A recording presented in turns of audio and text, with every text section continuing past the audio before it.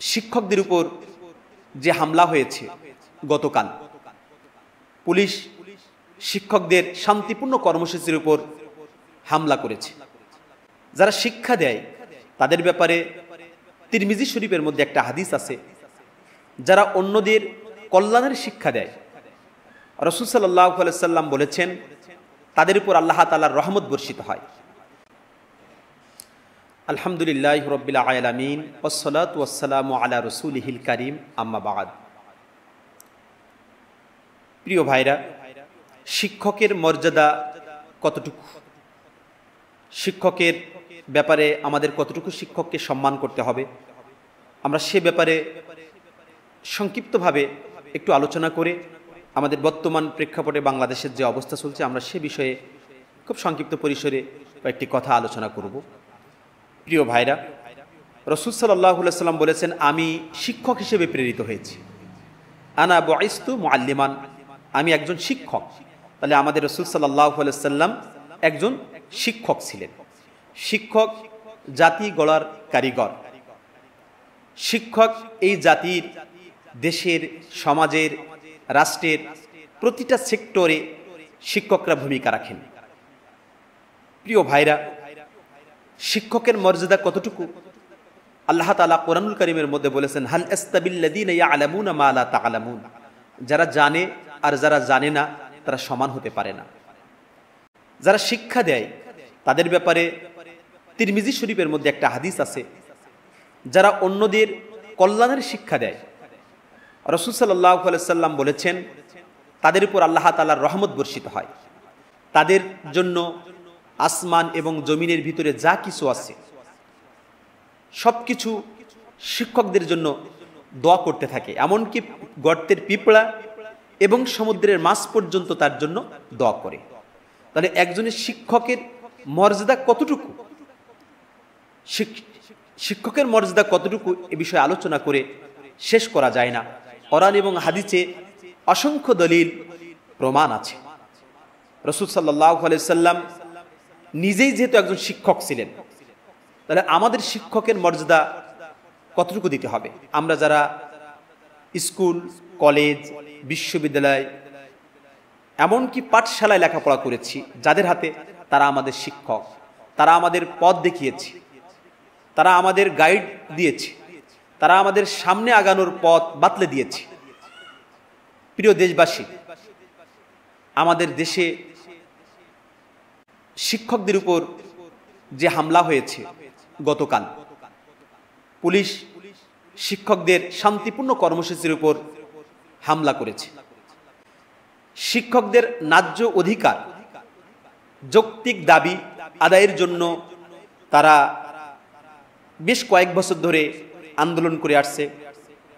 গত মাসের 13 তারিখে অর্থাৎ 13ই আগস্ট সরকারের সাথে তারা বসেছিল। একটা সরকারের সাথে একটা সমঝোতা হয়েছিল, তাদের দাবি দেওয়া পূরণ হয়নি বলে তারা শান্তিপূর্ণভাবে তাদের দাবি আদায়ের জন্য তারা প্রেস ক্লাবে অবস্থান করছিল। কিন্তু আমরা জাতি হিসেবে দুঃখিত, জাতি হিসেবে আমরা লজ্জিত যে শিক্ষকদের উপর টিয়ার শেল নিক্ষেপ, লাঠিচার্জ, মেরে রক্তাক্ত করেছে, এমনকি কয়েকজন শিক্ষককে গ্রেপ্তার করেছে। এটা জাতি হিসেবে, শিক্ষক হিসেবে আমরা লজ্জিত। এটা শুধুমাত্র আমাদের বাংলাদেশে ঘটে, অথচ পৃথিবীর কোনো রাষ্ট্রে শিক্ষকের উপর এভাবে হামলা করা হয়, শিক্ষকদেরকে গ্রেপ্তার করা হয় এভাবে অন্যায়ভাবে, তাদের যৌক্তিক দাবি আদায়ের ব্যাপারে তাদের উপর লাঠিচার্জ করা হয়, এরকম নজির অন্য কোনো দেশে নেই। সেটা বারবার এই বাংলাদেশে ঘটেই চলেছে। শিক্ষকদের ক্ষেত্রে আমরা রাষ্ট্রীয়ভাবে তাদেরকে সেভাবে কিছু দিতে চাই না। যখন তাদের দাবি দেওয়া নিয়ে যায় তখন লাঠিচার্জ করে তাদের উপর হামলা করা হয়, টিয়ার শেল নিক্ষেপ করে তাদেরকে বিভিন্নভাবে ছত্রভঙ্গ করে দেওয়ার চেষ্টা করা হয়। অনেক শিক্ষক আহত হয়, এমনকি কারাগারে পর্যন্ত অবস্থান করতে হয় শিক্ষকদেরকে। প্রিয় দেশবাসী, শিক্ষকের মর্যাদা আমরা কতটুকু রাখতে পারলাম? যে পুলিশ, যে প্রশাসন আজকে শিক্ষকদের উপর লাঠিচার্জ করছে, সেই প্রশাসন কোনো না কোনো পাঠশালায় পড়েছে, কোনো না স্কুলে পড়েছে, কলেজে পড়েছে, বিশ্ববিদ্যালয়ে পড়েছে।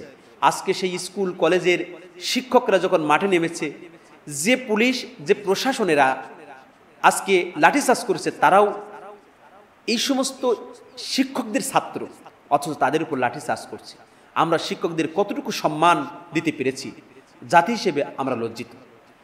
প্রিয় দেশবাসী, এটা আমাদের বাংলাদেশের জন্য লজ্জার বিষয় যে আমরা শিক্ষকদেরকে সম্মান দিতে পারি না, আমরা শিক্ষকদের ন্যায্য অধিকার দিতে পারি না। সব কিছু একটা রাষ্ট্র ব্যয়ভার বহন করতে পারে, সব দিক থেকে তারা বহন করছে, অথচ শিক্ষকদের ক্ষেত্রে সামান্যতম ন্যূনতমটুকু তাদের জীবিকা নির্বাহের জন্য যতটুকু দরকার ততটুকু পর্যন্ত আমরা দিতে চাই না।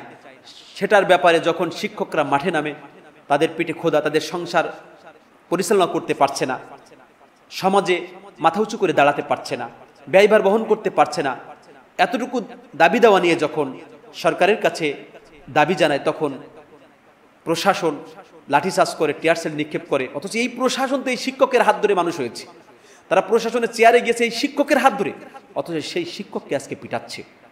এই জন্য প্রিয় দেশবাসীর কাছে আমি আহ্বান জানাবো যে আমরা শিক্ষকদের মর্যাদা দিই, না হলে এই জাতি টিকবে না। শিক্ষক টিকলে জাতি টিকবে, শিক্ষক টিকলে দেশ বাঁচবে, শিক্ষক টিকলে আমাদের প্রজন্ম বাঁচবে, শিক্ষক টিকলে, শিক্ষকের সম্মান মর্যাদা দিলে আমাদের ছেলেমেয়েরাও শিক্ষিত হবে, শিক্ষক হবে, তারা জাতির কর্ণধার এবং জাতির জন্য তারা কল্যাণে কাজ করতে পারবে। আর যদি শিক্ষকের মর্যাদা সম্মান আমরা না দিতে পারি, তাহলে আমাদের ছেলেমেয়েরা যে স্কুল কলেজ ইউনিভার্সিটি পড়ছে, তারা কিভাবে মানুষ হবে, তারাও বড় হতে পারবে না। একসময় দেখা যাবে এই প্রশাসকের লোক পাওয়া যাবে না, কারণ এই শিক্ষকদের হাত ধরেই তো আজকে প্রশাসকে কেউ ডিসি হচ্ছে, কেউ এসপি হচ্ছে, কেউ রাজনীতি করছে, কেউ বড় বড় পদে যাচ্ছে। আজকে শিক্ষকদের মেরে তো এই বড় পদে আমরা আর এরকম লোক তৈরি করতে পারবো না। এই জন্য আমি দেশবাসীর কাছে উদাত্ত আহ্বান জানাবো শিক্ষকদের মর্যাদা দেওয়ার জন্য, আর শিক্ষকদের ন্যায্য দাবি পূরণ করার জন্য কর্মসূচি দিয়েছে শিক্ষকরা, যে যতক্ষণ পর্যন্ত তাদের দাবি পূরণ না হবে লাগাতার কর্মসূচি চলবে। সরকারের প্রতি উদাত্ত আহ্বান করব, শিক্ষকদের এই ন্যায্য দাবি আপনারা মেনে নেন, শিক্ষকদের পাশে দাঁড়ান, শিক্ষককে বাঁচান, শিক্ষকের সম্মান দিন, নতুবা এই জাতি পঙ্গু হয়ে যাবে, জাতি ধ্বংস হয়ে যাবে, দেশ ধ্বংস হয়ে যাবে। এই জন্য আমরা শিক্ষার মর্যাদা, শিক্ষকের মর্যাদা আমরা দিতে শিখি। আল্লাহ রাব্বুল আলামিন যেন শিক্ষকের মর্যাদা দেওয়ার তৌফিক আমাদের রাষ্ট্র, দেশ, আমাদের সকলের যেন তৌফিক দান করেন শিক্ষকের মর্যাদা।